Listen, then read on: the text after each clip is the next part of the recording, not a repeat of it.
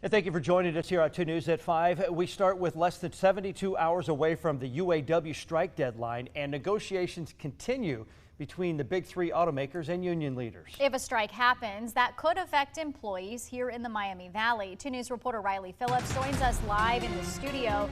She's digging deeper into the potential impact here at home. Riley?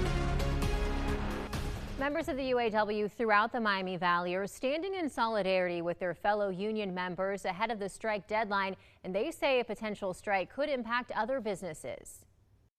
Joe Konecki has been the president of the UAW Local 128 for the last 10 years. His chapter was locked out of Collins Aerospace in Troy over a year ago. Now he's supporting fellow UAW members working for one of the big three automakers. The union members want fair wages, and I think the CEO pay's gotten out of hand, and union workers are just wanting their fair share of the profit.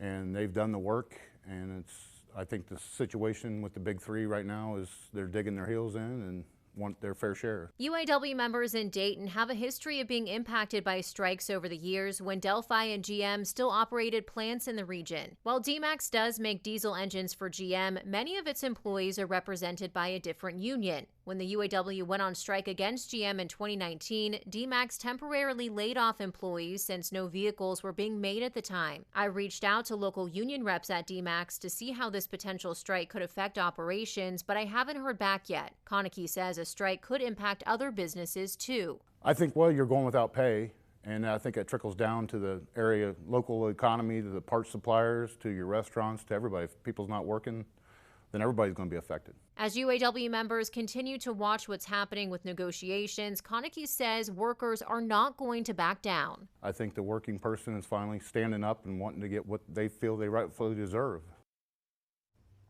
The deadline to strike is Thursday night at 11:59. The president of Region 2B of the UAW, which includes all of Ohio and Indiana, says gains made during these contract negotiations with the big three will also help union members who work for other companies.